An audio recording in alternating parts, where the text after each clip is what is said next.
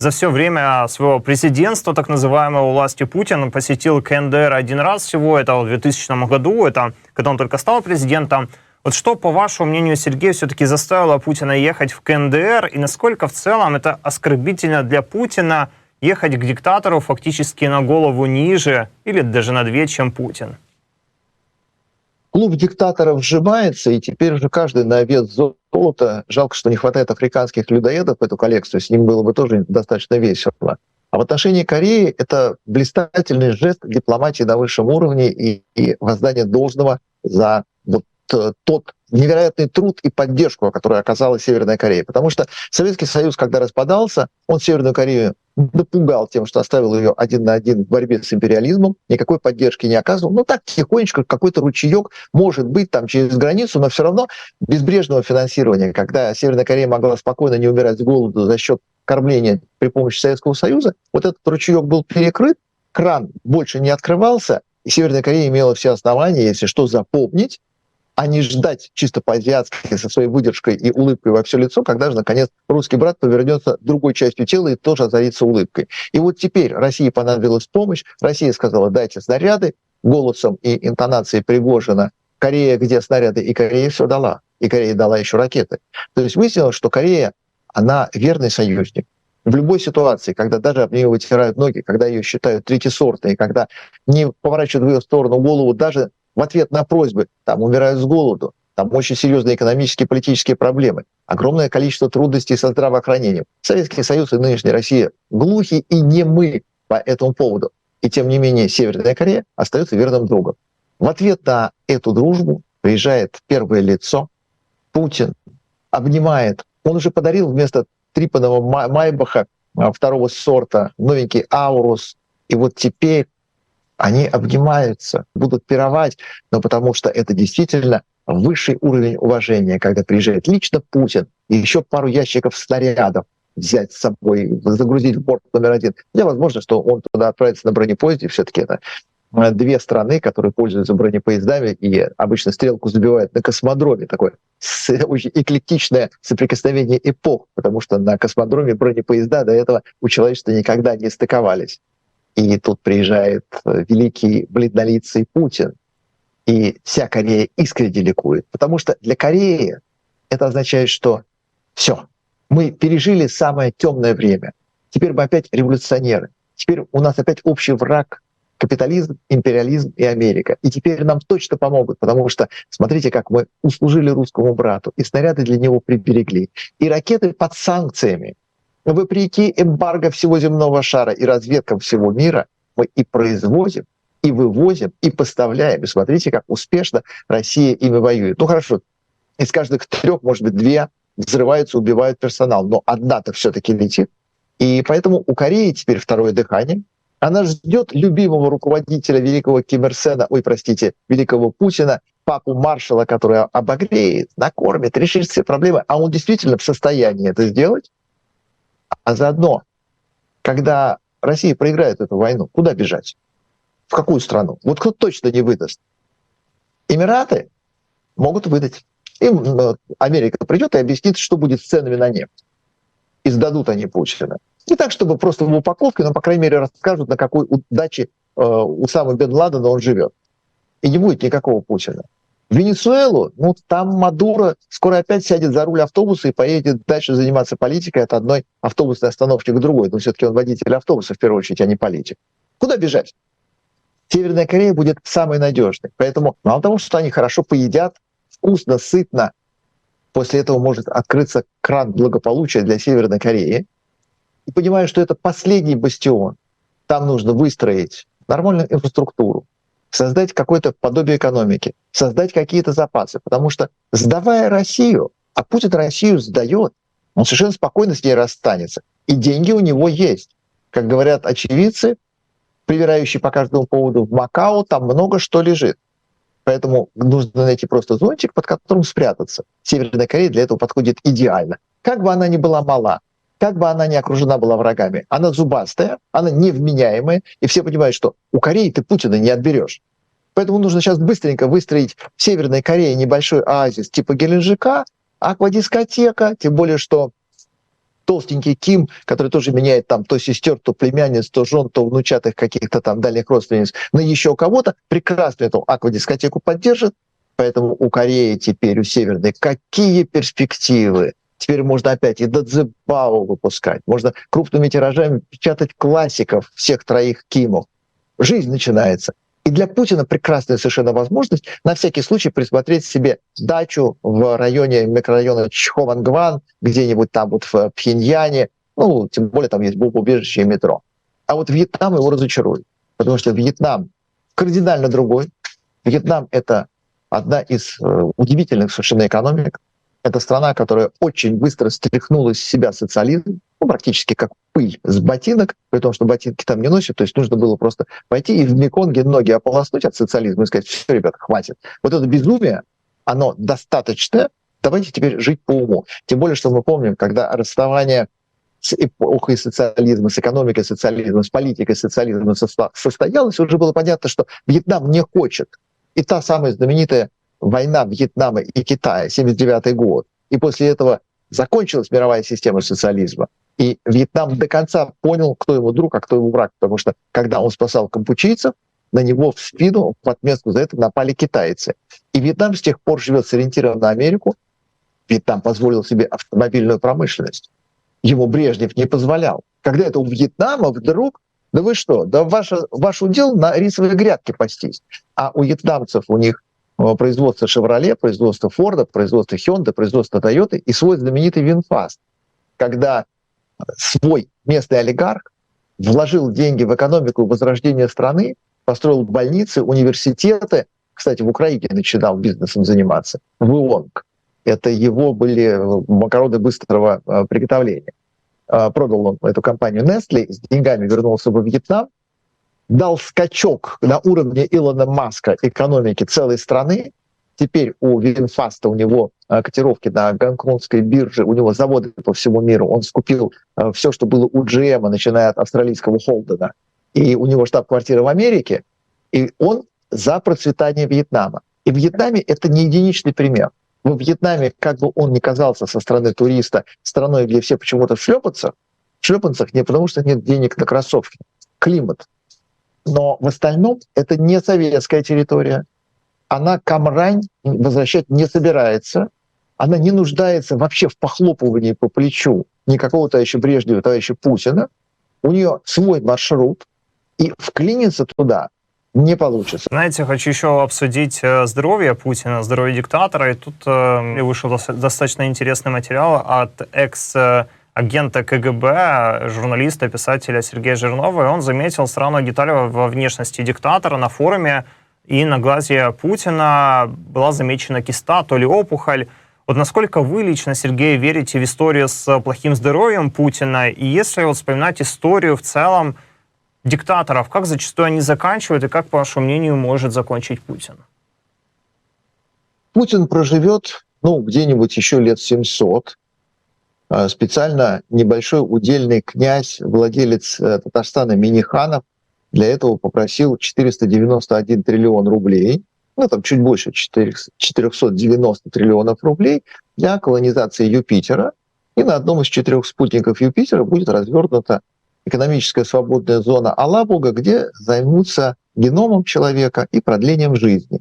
И Миниханов заявил, что, в принципе, по его прогнозам, человеческая жизнь будет, по крайней мере, у Миниханова, длиться 700 лет. Заодно тут же владелец банка ВТБ-24 Костин тоже решил, что ему, пожалуй, нужно, и 50 миллиардов уже кинул Миниханову для того, чтобы тоже пожить 700 лет. Поэтому Путин явно в этой кампании будет третьим. И даже в те времена, когда еще, чтобы пожить так долго, не обязательно было летать в космос, и можно было справиться с этой задачей на Земле, мы помним успехи 4-го главного медицинского управления, которое очень даже неплохо выдерживало в вертикальном положении Брежнева даже после его смерти. Старый анекдот о том, что сегодня, на 99-м году в жизни, после тяжелой продолжительной болезни, не приходя в сознание, Леонид Ильич Брежнев приступил к исполнению обязанностей. То есть мы помним, что за 3 дня до смерти Брежнев стоял на мавзолее и принимал парад 7 ноября. То есть медицина, она всесильной была уже очень давно, еще при советской власти. Хотя, конечно же, она опиралась на фармакологию зарубежную. Поэтому любое важное лицо для страны, оно, во-первых, может умереть от новичка в одну секунду, а во-вторых, может жить вечно. И протяженность жизни того же самого Брежнева показывает о том, что медицина прекрасно справляется с поставленными задачами. И если надо, отремонтируют в лучшем виде, откапиталят весь организм. И это вот, конечно, была серьезная проблема, когда, например, Андропов, который уже даже под донорскую операцию по пересадке почек не годился, ну, потому что все-таки работа, пока ты Малюта Скуратов, пока тебе нужно уничтожать страну и ее идеологию, она изнашивает организм.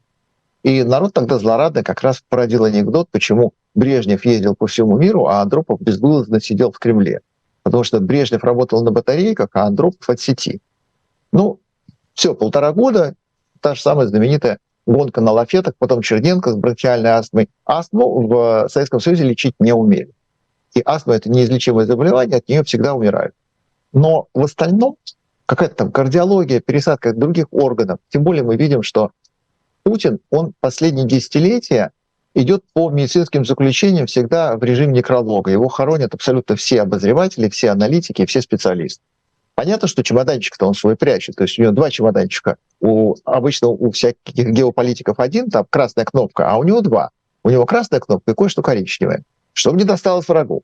Но как бы он ни умирал, во-первых, нас это не касается, мы об этом не узнаем. Об этом узнает «Голос Америки», как это было с Брежневым. Но точно не советский народ.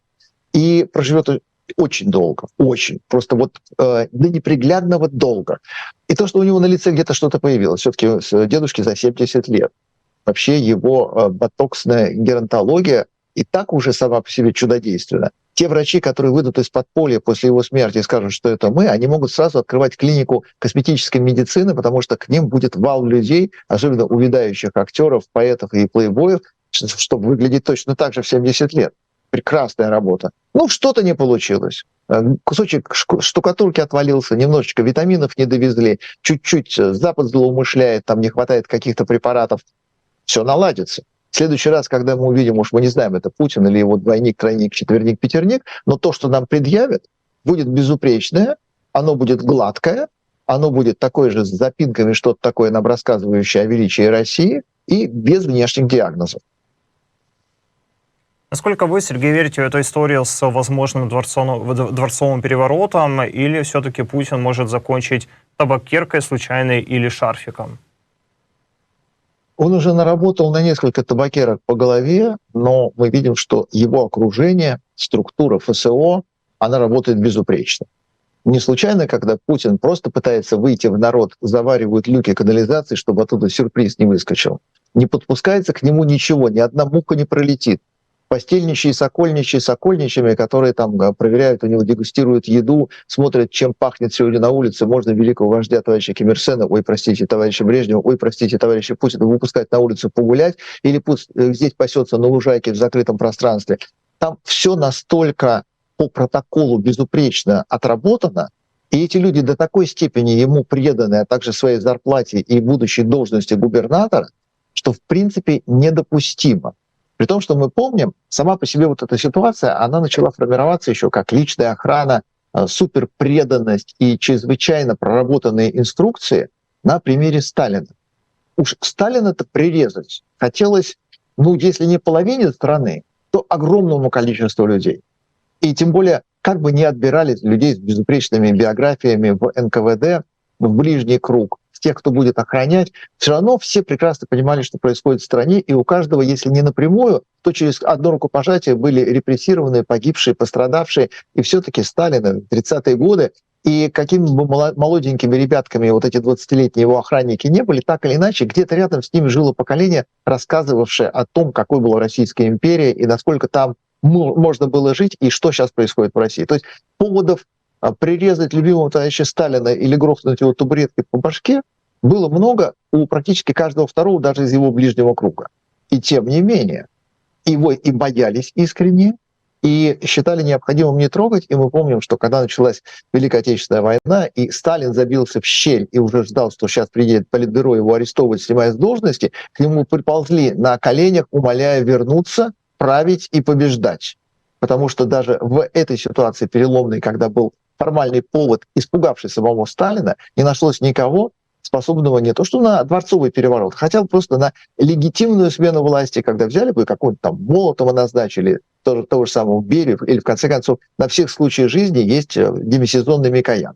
От Ильича до Ильича без инфаркта и паралича. И мы помним, что Хрущев был кровавым палачом как раз украинского народа, и выяснилось, что он действительно готов свою биографию закольцевать, начал кровью и закончить ее кровью, и все равно не было повода для того, чтобы его как-то прикончить, и нашелся вполне себе партийный способ отстранения от власти. Ну, Брежнев действительно никому не мешал, в принципе, всех все устраивало, ну, кроме политических диссидентов и тех, кого сажали за мужеложство, была такая отдельная уголовная статья.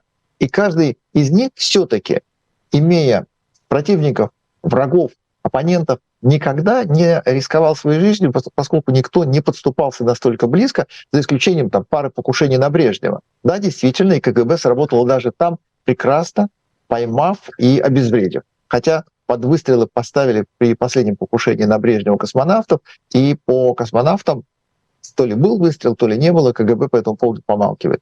То есть, как бы советская власть наверху не издевалась над народом внизу, ближний круг настолько селекционирован, до такой степени безупречен и настолько следует протоколу, не подступишься. Тем более, что раньше тебе могли дать только выслугу, лишнюю звездочку и увеличенную пенсию. А сейчас тебе и губернию подарят, и счета разблокируют. И если надо, паспорт сделают, и уедешь ты в какую-нибудь Венесуэлу, Аргентину, Бразилию, Австралию, и будешь там прекрасно в своем Куршевеле доживать век на отличном финансировании государства.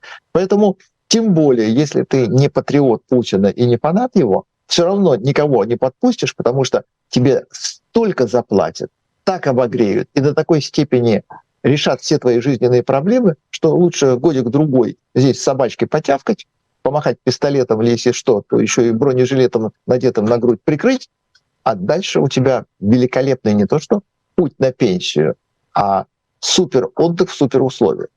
Нет, и вот никакой табакерки Путину, конечно же, не грозит. Усама бен Ладен, вот он как раз и сценарий, показывающий возможное решение. Когда нужно было устранить Усаму бен Ладена, подкупали ближний круг, разведка работала и пыталась агентурно установить, войти в контакт, перекупить, договориться. Потом проще было прилететь на вертолете, перестрелять всех и улететь. Вооруженные силы Украины за последнюю неделю активно минуснули значительное количество ПВО в Крыму. На самом деле хорошие новости для нас, которые точно стоят отдельного лайка от нашей аудитории. И некоторые военные эксперты предполагают, что это активное уничтожение ПВО, это фактически подготовка к деоккупации Крыма. К этому можно по-разному относиться, но вот хочу вас спросить следующее.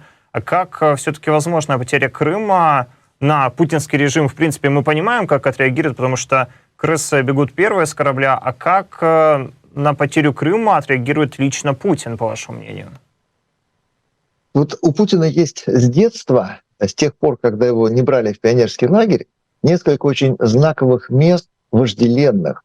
Сочи в первую очередь, поэтому если что, там и Формула-1, там и Зимняя Олимпиада, там и городки, там и публичные дома, там и друзья обязательно строят свои дворцы, потому что это знаковое для него место. И Крым входит в точно такой же список знаковых мест. Крым ему, в принципе, не нужен для земледелия, для промышленности, для прироста территории, потому что с территорией он совершенно спокойно расстается. Китаю подарил все, что Китай попросил. И в этом отношении приобретение какой-то еще земли, это на самом деле отговорка. Это потому, что, наверное, народ это любит. И если людям сказать, смотрите, у нас стало чуть больше колхозных грядок, мы и так-то свою страну обустроить не можем, мы даже дороги не проложили, а вот у нас еще часть необустроенной земли, с которой нужно что-то делать, и, наверное, народ этому обрадуется. А Путин, конечно же, Крым очень любит, и для него Крым имеет какое-то смысловое значение. Что-то у него с Крымом связано, некая зацикленность на том, что, наверное, там то ли его персиком не угостили, то ли путевка с мамой не досталась, то ли кто-то его в Артек не пустил, то ли как-то обидели. Важен ему Крым. И если что-то с Крымом произойдет, ведь захват Крыма был именно потому, что для Путина он имеет какое-то значение, а не для Российской Федерации. И было важно его схватить и сказать, а вот это мое. А вот теперь бац, и укатилось, и не мое. Да вот тут, наверное, опять поменяют какого-нибудь бумажного на надувного министра, потому что не простят. Точно будут очень серьезные последствия. Крым — это исконно путинская территория. Ни пяди родной земли никаким предшественникам, которые владели этой землей, ну и так далее. То есть список причин, по которым Крым наш, но не ваш, у него в голове точно сформирован. Для него это важно. Издание «Тайм» пишет о том, что Путин считает, что ядерное оружие может принести холодный мир. Достаточно интересный материал. Вот хотелось бы услышать ваши аналитики касательно этого материала. Зачем Путин об этом говорит? И действительно ли ядерное оружие может привести к миру хоть какому-то? Вот по поводу того, что Путин нажмет красную кнопку, абсолютно никаких иллюзий, конечно, нажмет. Он проигрывает эту войну, у него абсолютно нет никаких сил, у него нет аргументов для того, чтобы преломить ход войны, и эта война все-таки так или иначе любимое развлечение. Путин не нажал по сию красную кнопку, по сию пору красную кнопку, потому что у него никакой красной кнопки нет. Есть блеф, есть страх, и есть всемирная неразборчивость трусов, которые на всякий случай предпочитают палку в нору с медведем, в берлогу с медведем не совать.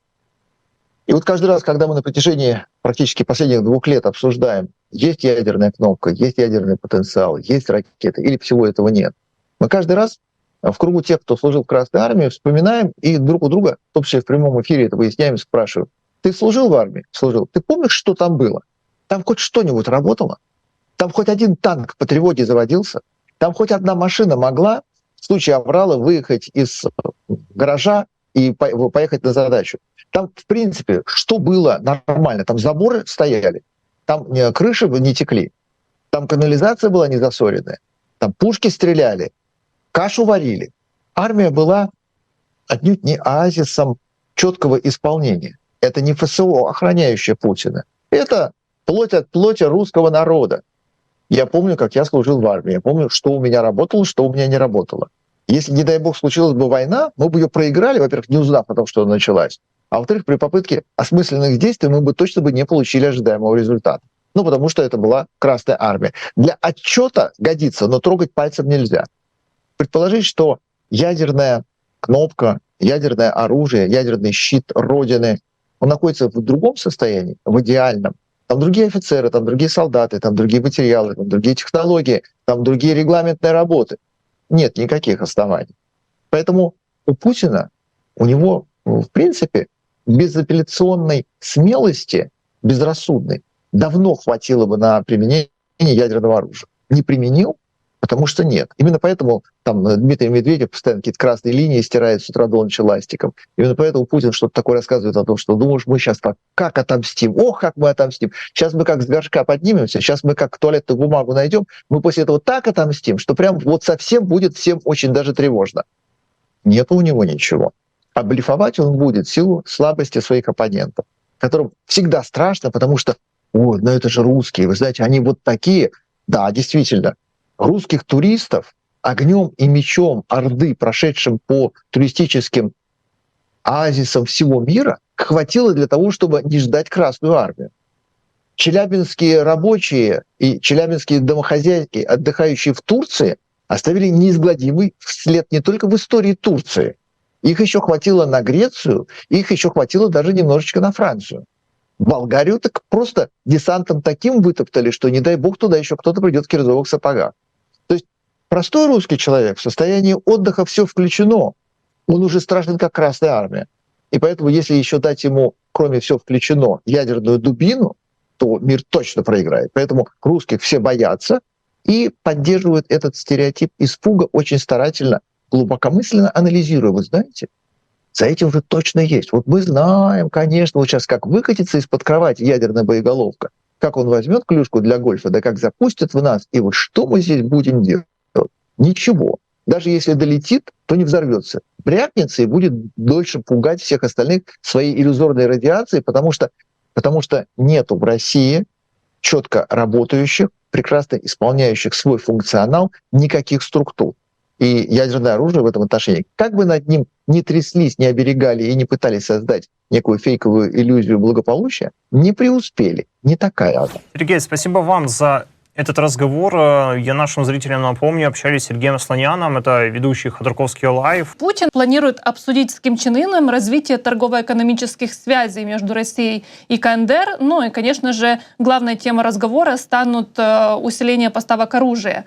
А что может еще Ким Чен Ын дать Путину, если, в принципе, и так уже поставки оружия идут, и ракеты к нам прилетают корейские?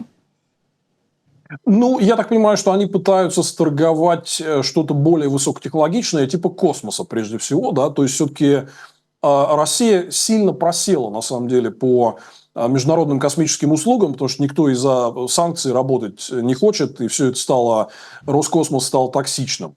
Но Северной Корее они какие-то вещи по космосу могут дать, которые им нужны, да.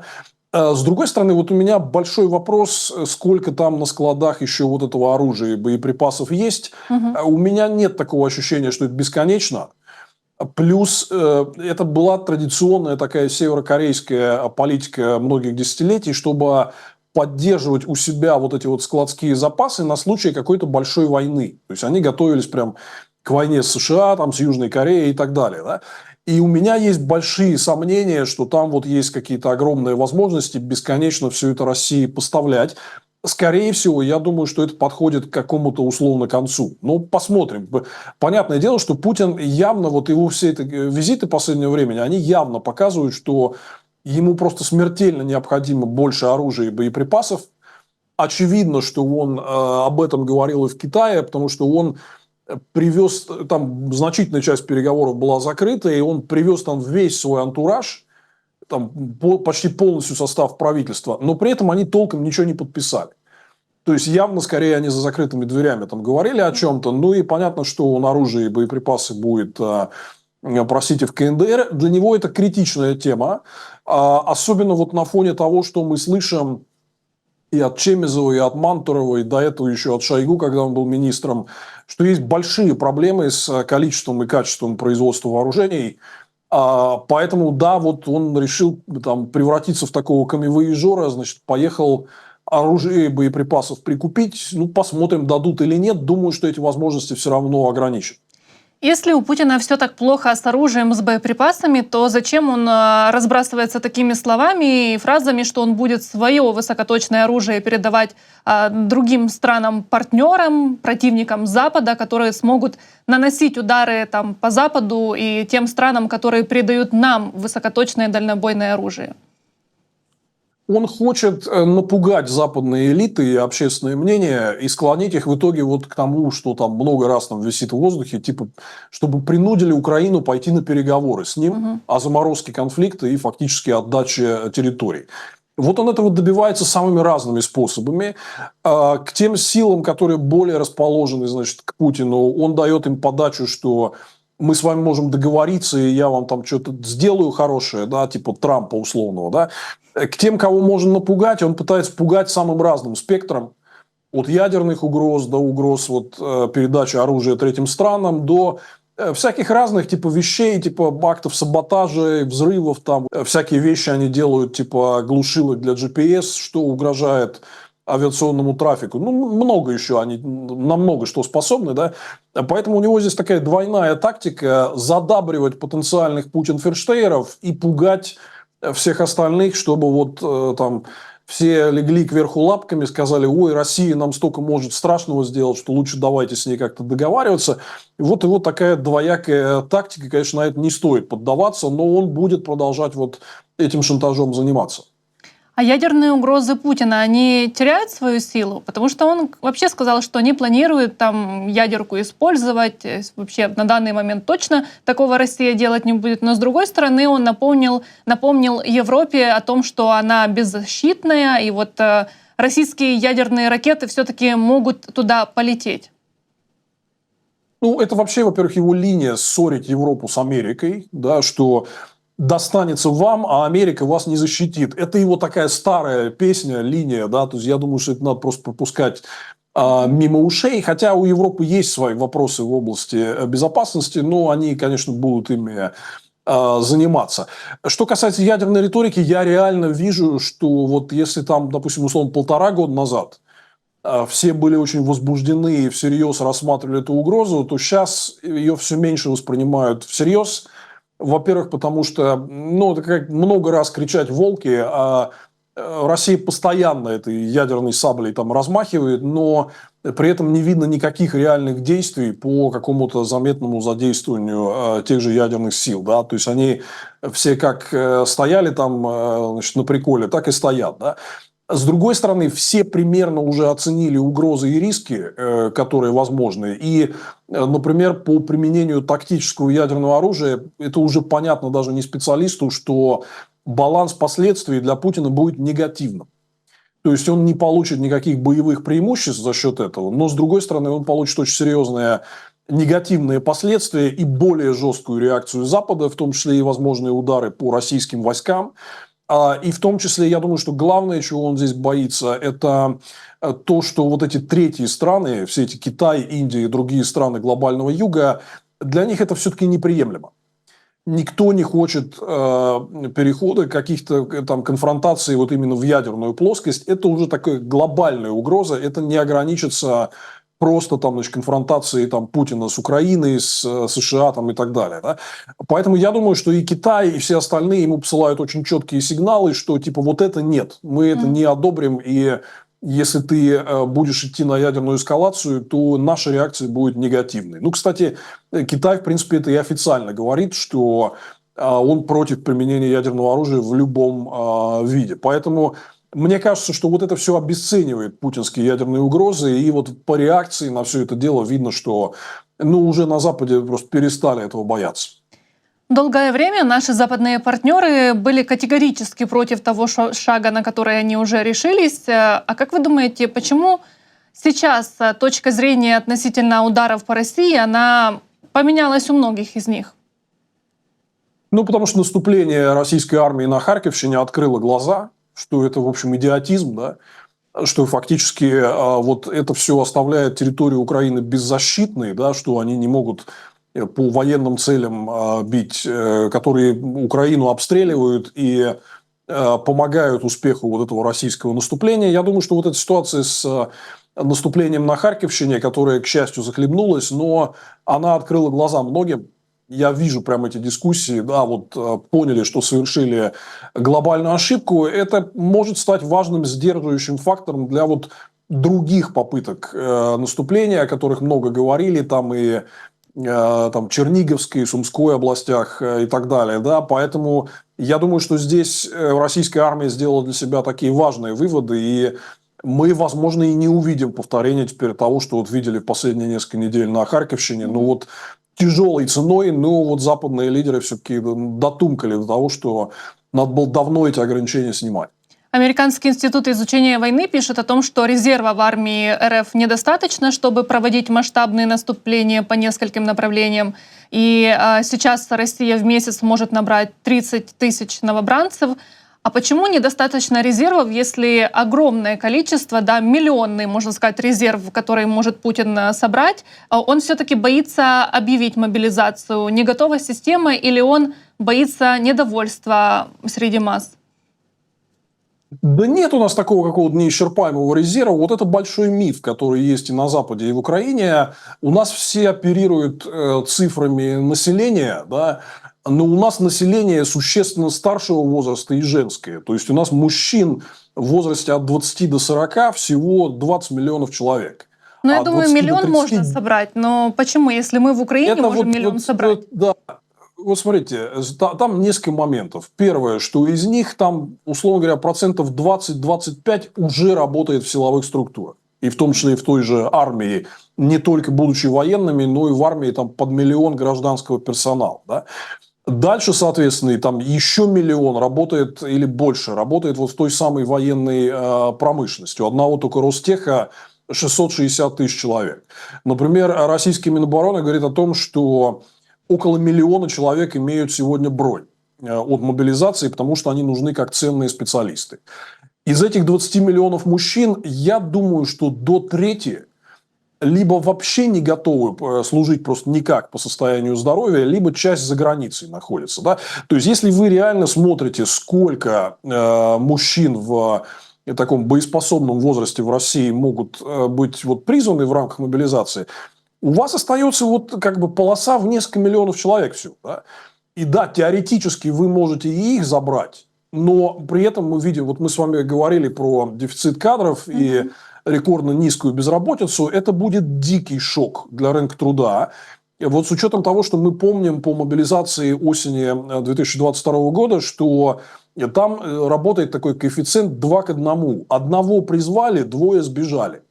То есть, если вот они, например, захотят мобилизовать 300 тысяч, то это значит минус миллион с рынка труда. Но это вот с учетом всех тех сложностей в экономике, это непозволительная сейчас штука для них, да. Поэтому, тем более, что мы видим по предыдущему опыту, что военные комиссариаты, они как бы не в состоянии отделять вот зерна от плевел, они просто механически забирают людей, а кто там ценен, не ценен для экономики, у них нет, они вот этой разрешающей способности не имеют. Да? То есть, это будет масштабнейший удар по экономике, по рынку труда. Если вы все те же выступления на том же питерском форуме послушаете, а я сделаю про это тоже вот нарезку на своем канале, да, там все говорят, что проблема дефицита кадров сейчас самая кричащая, и ситуация будет становиться только хуже. Потому что еще и демографическая яма, еще, соответственно, вот вы сказали, мне кажется, цифра 30 тысяч в месяц, она завышенная, и по моей оценке это где-то 10-15, не больше. Но это видно потому, как они ценник все время повышают. То есть, они сейчас дают 1 миллион рублей единовременной выплаты, в 5 раз он вырос за 2 года. Это говорит о том, что не очень люди хотят идти. Да? Вот. И я думаю, что его повысят еще. Вот учитывая этот дефицит, соответственно, предложения на рынке там, подписания военных контрактов. Поэтому не такая, у него нет вот этой неисчерпаемой ситуации. Для них найти людей, чтобы воевать, это такая вот большая проблема. Она будет только усугубляться, потому что вот все, кто сидел уже там на кредитах, там, кому были срочно нужны какие-то деньги там, на лечение или что-то, они все уже подписались на контракт с Минобороны. Просто людей, которые... И кроме этого, распространилась уже информация, люди знают, люди все у нас ездят на кладбище, так или иначе, потому что родственники там какие-то похоронены. Все видят, что за последние 2 года кладбища просто взорвались, там мест свободного нет. Появились вот новые территории, прям как целое прошлое кладбище, да, вот еще такое же, вот те, кто погиб там на войне. Поэтому люди понимают, что это значит туда ехать. И уже ни за какие деньги этого дела не хотят. Поэтому я, честно говоря, вот с набором нового резерва для армии я вижу большие проблемы. Еще такой момент, что вот Минобороны сказала, что средний возраст мобилизованных людей вот по той мобилизации 35 лет. То есть, что это такое? Это значит, что там очень много тех, кто старше 40.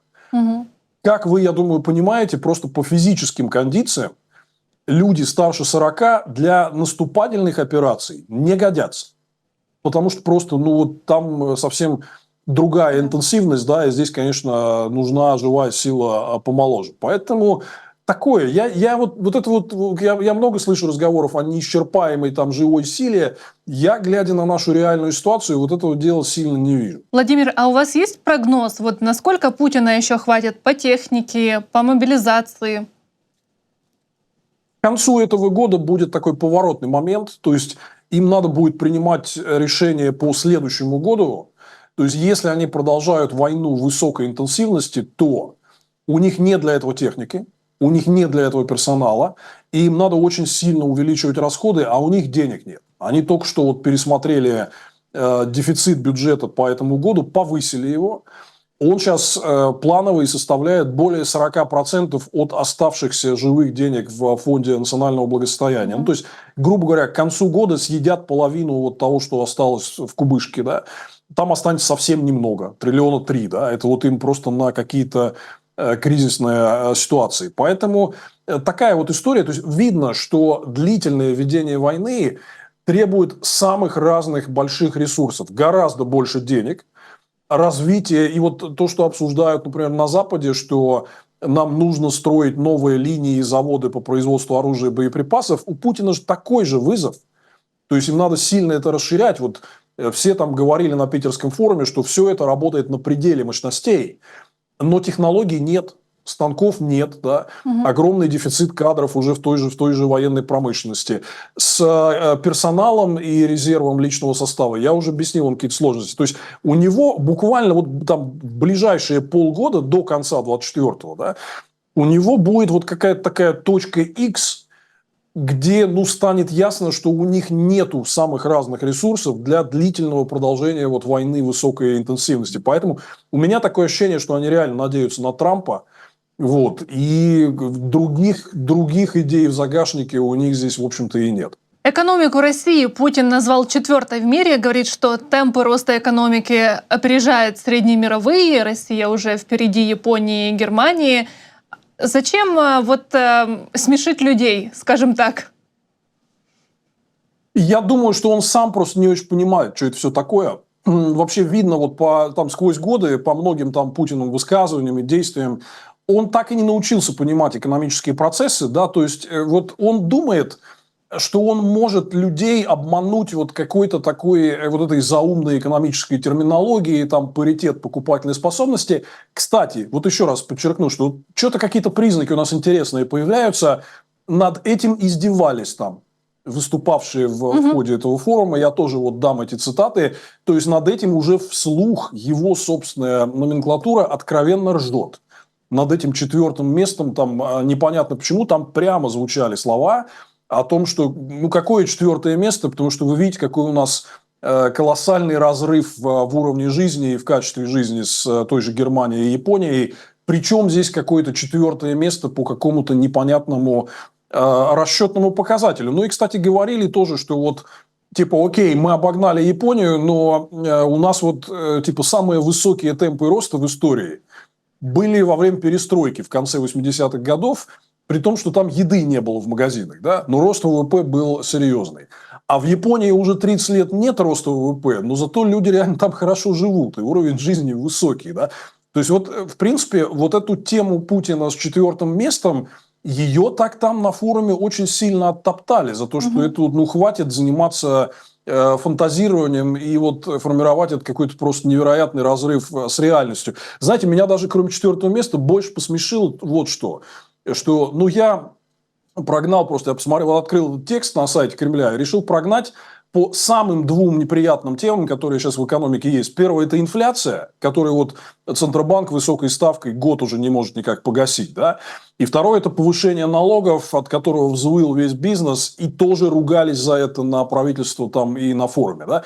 Так вот, про инфляцию Путин сказал всего 5 раз, и все эти 5 раз это были про высокую инфляцию в США.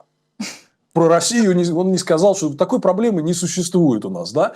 А про налоги еще смешнее. Если вот вы в этой речи там в поиске наберете налог, то у вас сложится такое ощущение, он говорит только про налоговые вычеты. То есть у нас вместе с резким повышением налогов кому-то отдельным категориям дали вычеты. И если Путина послушать, то возникает впечатление, что это не на 3 триллиона для экономики налоги подняли, а наоборот государство какие-то вычеты там всем щедро раздает там, и так далее. Ну, то есть картинка извращена полностью на 180 градусов. Это какая-то параллельная реальность, которая даже несерьезная. Я, честно говоря, вот не вижу смысла все эти его измышления там вообще обсуждать. Путин все-таки рассчитывал, что будут только о нем говорить, но внимание все-таки было привлечено к Набиуллиной, которая опять сказала, что не исключено, что будет повышаться ключевая ставка. Ну и кроме того, западные СМИ, Bloomberg и The Economist выпустили большие статьи и написали, что Набиуллина якобы может быть им полезной, что якобы Запад может делать на нее ставку, с кем говорить, если не с Путиным, уже после победы Украины. А ведь сама Набиуллина одна из немногих в окружении диктатора, кто может говорить то, что ему не нравится.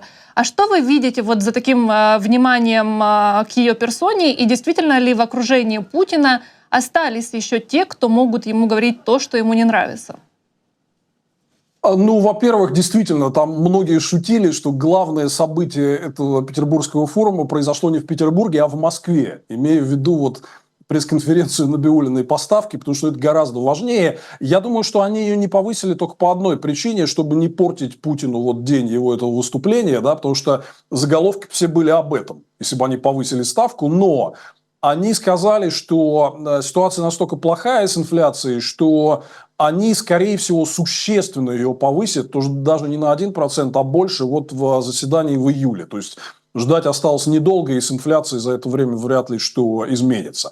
То есть ситуация такая прям мрачная. Что касается личности Набиуллиной, вы знаете, я не понимаю ажиотажа вокруг этой ее персоны. То есть очевидно, что она практически провалила все направления своей работы, что она проводит вот эту жесткую денежную политику, которая вот как там Греф выступал и признавался, что да, это охлаждает экономику, но инфляцию при этом они побороть не могут. Вот ее это объявление, что они планируют теперь не снижать, а повышать ставку, это фактически признание фиаско. Такое полное поражение вот всего последнего года этой жесткой денежной политики.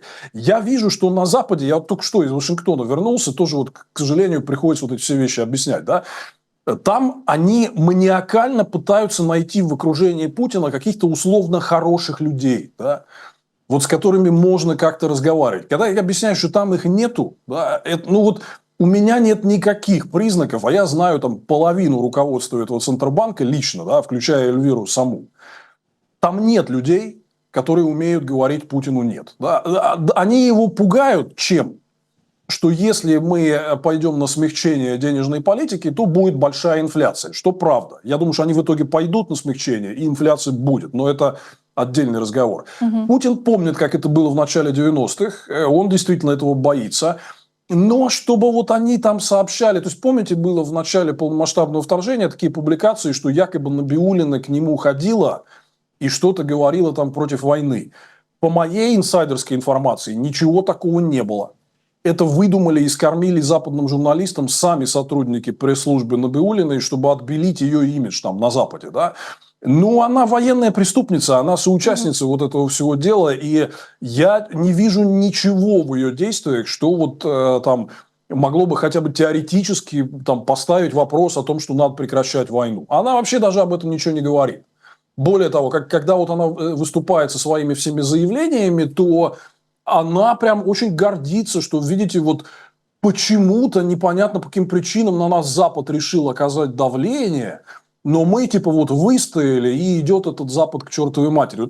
Это просто она вот, это цитаты из ее там спичей, да, поэтому почему вот это желание там на ровном месте искусственно пытаться вылепить кого-то хорошего, которого там нет, мне это, откровенно говоря, непонятно. Но, кстати, я читала такое мнение, что если она якобы выгодна Западу, то это кто-то пытается в путинских кругах ее убрать, чтобы она уже не была так выгодна диктатору. А Путин действительно и дальше будет держать Набиуллину. Ну, она ему выгодна, и она соображает, как держать экономику России. Вы знаете, сейчас для Набиуллиной, я думаю, наступает момент истины, потому что Путину все эти месяцы и годы постоянно шепчут в ухо лоббисты, которые хотят обнулить ключевую ставку и получить доступ к дешевым деньгам. Критика Набиуллиной там идет по всем фронтам, и сейчас это усилилось, потому что она реально провалилась. То есть она вот год назад сделала ставку, что жесткая денежная политика остановит инфляцию, ничего не останавливает, только экономика лишилась доступного кредита, а инфляция как бушевала, так и бушует. Да? Поэтому я думаю, что если Набиуллиной не удастся погасить инфляцию буквально в ближайшие месяцы, то вопрос о ее пребывании на посту, он прям встанет ребром. Я точно знаю, что там есть люди очень влиятельные, лоббисты, там все, там, не знаю, и Чемезов, и Дерипаска, и прочие, да, которые прям мечтают поставить туда какого-нибудь, я не знаю, Дмитрия Тулина, да, ну, как какого-нибудь такого центробанкира, который послушно будет делать все, что говорят лоббисты, грубо говоря, там, печатать деньги, да, и обнулять ставку. Я думаю, что мы идем к этому сценарию, особенно на фоне того, что бюджетные деньги кончаются, и вопрос о том, вот поверьте, скоро они снова очень сильно увеличат военный бюджет, потому что им нынешнего не хватает. Это прям видно по всем параметрам, да. Вот. И тогда деньги испарятся быстрее. Вопрос о том, что нужно переходить к эмиссии, то есть к кредиту Центробанка правительству, как мы помним по старым недобрым 90-м, да, он встанет ребром. Поэтому мне кажется, что Эльвира доживает вот какое-то свое последнее время такое, потому что вся ее жесткая денежная политика не срабатывает, и инфляцию победить не удается. И, поверьте, там огромное количество людей, которые очень хотят, чтобы она ушла. И и кто-то более покладистый пришел на ее место. Кстати, Вашингтон-Пост пишет, что Кремль сейчас начал жесткую кампанию по борьбе с коррупцией и критикой правительства. Москва начала чистку чиновников, ведущих экстравагантный образ жизни или осуждающих военное руководство, посылая сигнал о том, что в военное время недопустимы ни крайности, ни нелояльность. Это кто может быть еще на выход следующий? Да ну, это все такое. Это очевидно, то есть под видом борьбы с коррупцией подается просто внутривидовая разборка там, да? То есть явно ФСБ начало зачищать в Министерстве обороны людей Шойгу, да, вот это подается там, значит, как борьба с коррупцией. Еще раз, самый крупный получатель средств военного бюджета – это военно-промышленный комплекс. Чемезов, грубо говоря, да. Много лет назад Алексей Навальный и Фонд борьбы с коррупцией показали прям вот эту квартиру Чемезова, которая с видом на Кремль, на Манежной площади, вот в отеле Four Seasons, которая тогда стоила 10 миллиардов рублей, я думаю, что сейчас гораздо дороже. Да? Квартира все так же там, Чемезов точно такой же собственник. При этом Чемезов получает примерно треть ассигнований военного бюджета России, его корпорация Ростех. Ну вот она вам коррупция. Просто то же самое, вот и про Мантурова сколько расследований там выпускали и так далее. Поэтому я поверю, что там есть какая-то борьба с коррупцией, когда реально они начнут трогать за жабры там крупную рыбу, да. Ты подумаешь, какой-то там этих замминистров, как собак, да. Поэтому вот это меня все совершенно не убеждает. Еще раз, я просто поражаюсь, насколько легковесные комментарии вот этого всего дела в западной прессе, потому что ходит жирная, крупная рыба, которая вот там занята реальной коррупцией, главная коррупция не в армии даже, а в военно-промышленном комплексе. И никто их не трогает. Все они прекрасно, значит, себя чувствуют, получают повышение, встречаются с Путиным, там раздают интервью, там требуют новых бюджетов. А квартира, вот она может зайти на Манежную площадь и вот на нее посмотреть. Да? Поэтому, на мой взгляд, это все опять очередная такая потемкинская деревня. Владимир, а зачем тогда вообще Путин проводил этот форум? Это больше такой символизм, это для него очень важное мероприятие. Или он хочет показать, что Россия не в изоляции и с экономикой у них все хорошо? Именно так. Но представьте, вот они бы его отменили. Да? То есть они проводят его много-много-много лет. Да? И я еще выступал на этом форуме, там, я помню, 22 года назад, когда в России реально находилась прям в приоритете интереса у международных инвесторов, и там много кто приезжал из международных лидеров. Кстати, в 2002 году там вот президент Кучма тоже, например, был и выступал. Да? Вот. Это было просто совсем другое время. Со временем это все скукоживалось, вот и дошло до Лаоса и Зимбабве в итоге. Да? Но вот представьте, вот они сейчас объявляют, что поскольку нам некого позвать, мы типа отменяем его, да. Ну, это будет иметь эффект разорвавшейся бомбы, то есть все сразу поймут, да.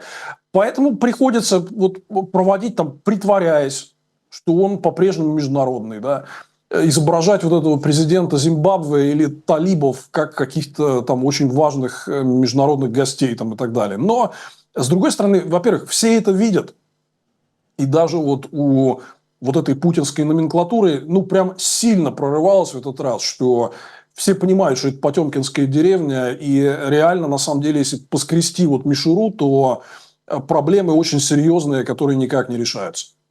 В общем, это просто ритуал Путина, и он вряд ли когда-то от него откажется. Огромное спасибо вам за разговор и за то, что вы присоединились к эфиру. Я желаю вам хорошего дня. И напомню, что Владимир Милов был с нами на связи.